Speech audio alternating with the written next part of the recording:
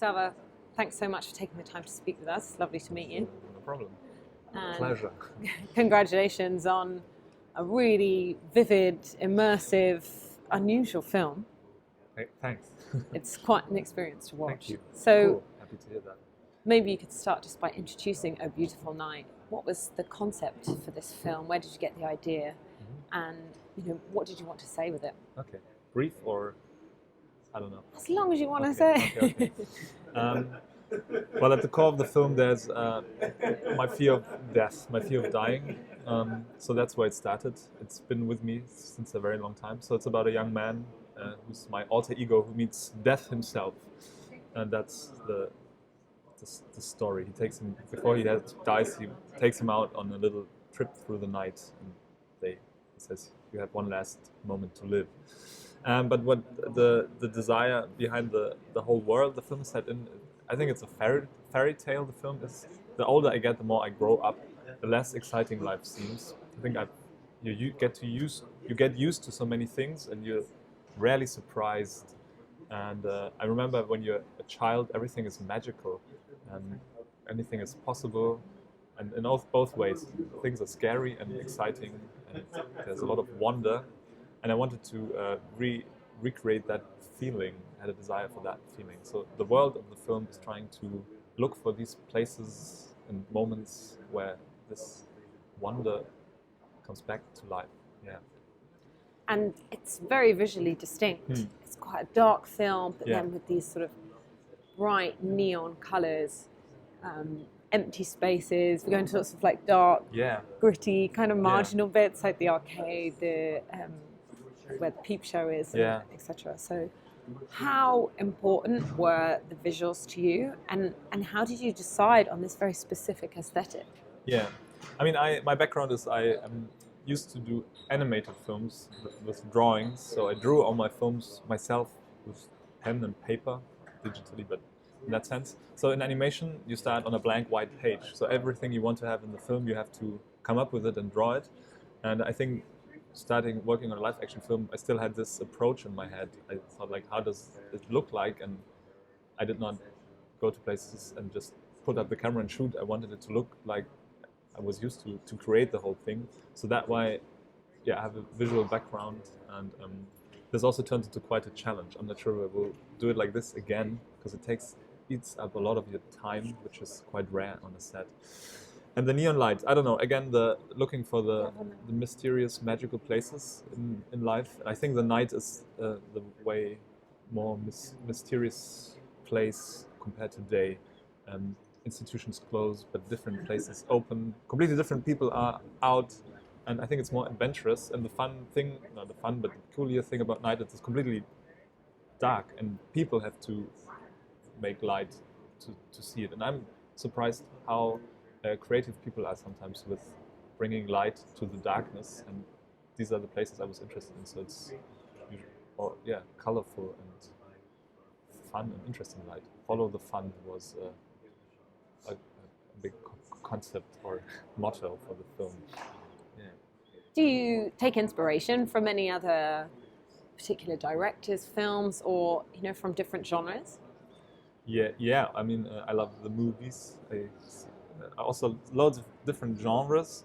I specifically inspiration for this film were filmmakers who also deal with fairy tales, like Jim Jarmusch, but also early Wim Wenders films. Not so much fairy tale, but the melancholic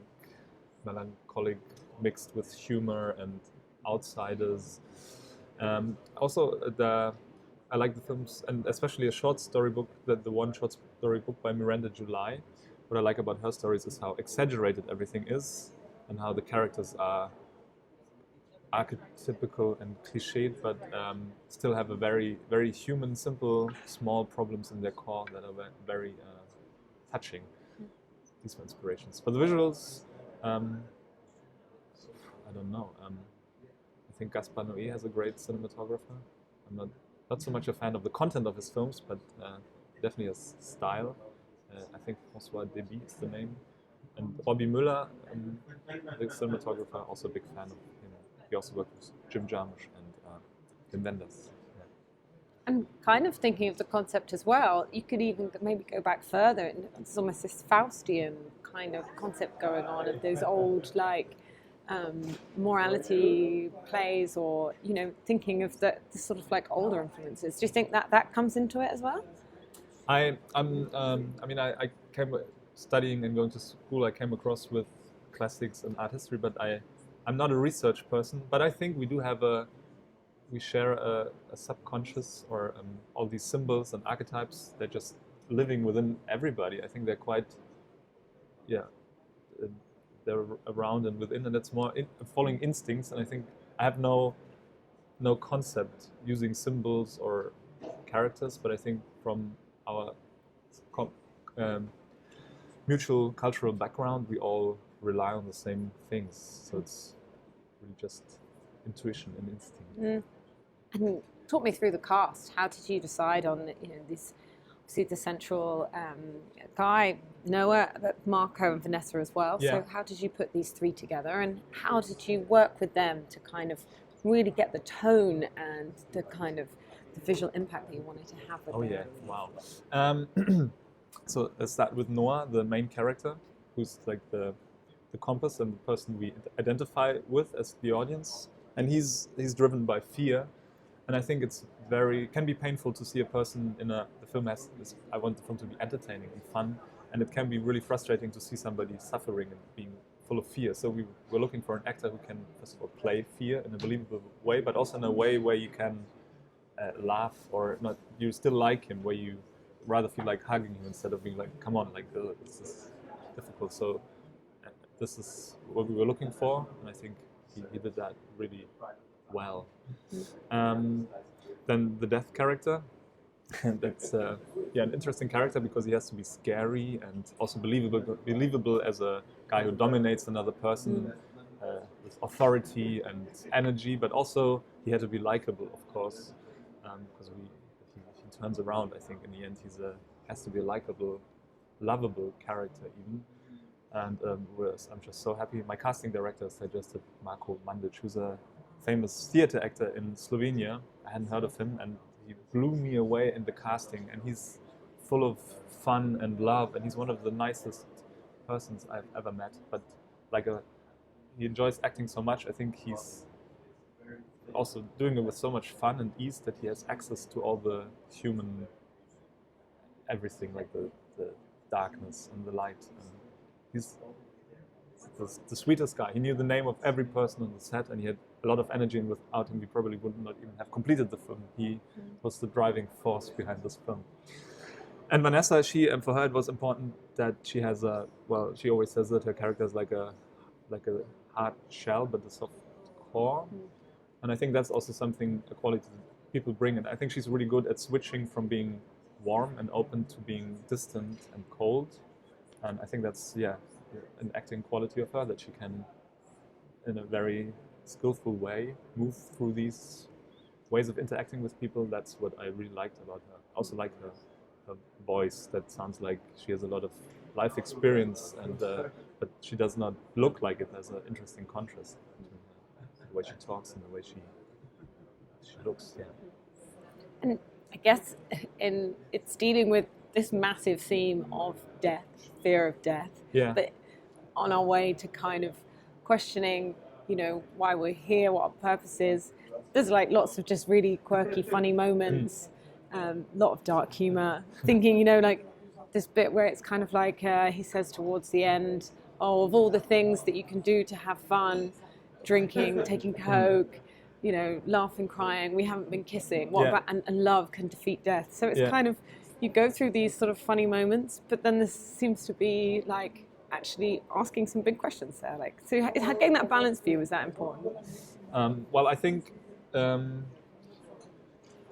a film has no truth in it, it's always boring, and also honesty. I think if you're not willing to, unless you want to make a just entertaining comedy, maybe that's different, but that's also difficult. But if you want to make a film that has an emotional impact, you have to be honest. And I think it's not saying I want to talk about these big subjects and that's how I'm going to do it. It's just, if you open up and are honest, then it just flows out anyways, right? Everybody has issues and questions and frustration, and just say, I want to make an honest film. These things seep into it without even planning it. So I guess it's just a human thing to ask questions, and I did not specifically choose them. I wanted to make a funny film, and this just happened, more or less. Yeah. Yeah, I mean, I think it is very immersive, and I think you do go on a journey with this main character. But how do you expect people are going to feel when they come out the cinema? Well, I always like the. I mean, there's some melancholy, is that how you pronounce it, in the movie. But I think this can be a great feeling. It's. I think. Well, um, I think as in the fairy tales for children, it's always gruesome and light. And I think to really enjoy the relief, you have to have struggled and I don't know, suffered a little bit. So actually, I want the film to be somehow a relief in the end, that you get confronted with some serious things, but it ends on yeah, on the way up. Yeah. Somehow I wanted to make an uplifting film. Yeah. How does it feel for you to have the film here at the Berlin Film Festival? And why do you see that this film festival is so important in the broader cinema landscape?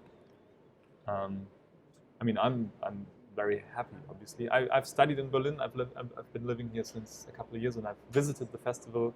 And to me, it was always, because it has a huge program, right? I think it's much bigger than most film festivals, and it's quite overwhelming. But I think they managed to bring so many films and stories from all over the world together and present films that otherwise have no chance to be seen. And I think Berlin is just a place where many people come together from all over the world, so it's a connecting point to bring stories from faraway places and present them. And also you have to do a lot of work yourself at Berlinale. You have to choose the films and have your, radar up to hear like what films do I have to see. This is a great adventure of trying to find things that move you or teach you something from maybe the far end of the world. This is what I like about Berlinale. And well, I'm just happy and proud to be one little piece in the huge mosaic. And yeah. Do you have any strong views on, it seems like a hot topic of debate at the moment, is the move to streaming services like Netflix and things? Yeah. Well, I think everything is always on the move. I understand that, like, companies that have made money in a certain way since a long time are concerned, and it's understandable. For me, as I'm young and new in the business, I just think anything that people want to consume and see is a valid way of distributing stories, and I think just go with the flow. And I think maybe people have to reinvent themselves.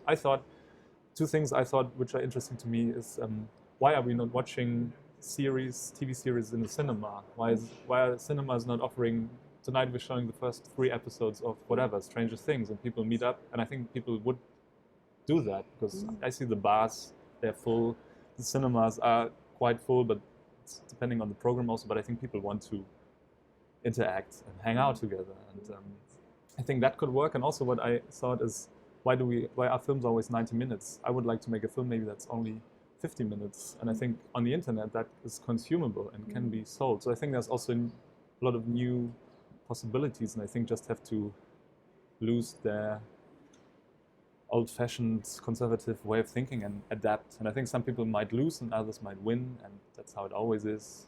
I think everything is in motion, and that's always a good thing. Can you quickly tell us what you might work on next? Well, I need a break. I need to recover. This was quite intense for me.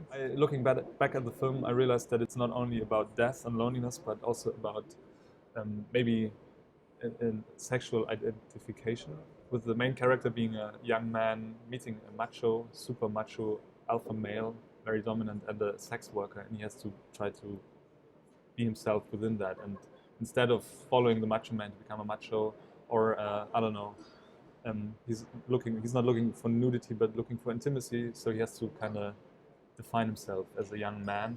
And I realized this is now, from what's going on in the world right now, I realized, okay, this is an issue, sexual identity. We have to rethink that. And it's always a bit weird when you realize I'm just in the center of trends, but then I think, so what, it's fun to establish something new together. So I use sexual archetypes in my film.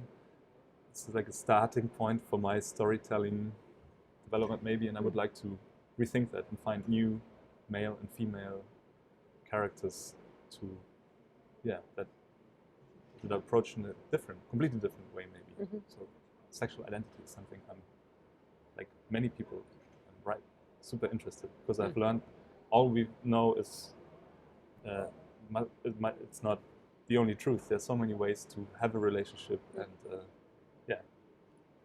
really interested in that topic. Yeah, well, can't wait to see your next film, but also thanks so much for sharing all that with us, and congratulations with this one, and best of luck with it here at Berlinale. Thank you so much. Thanks. It's good fun.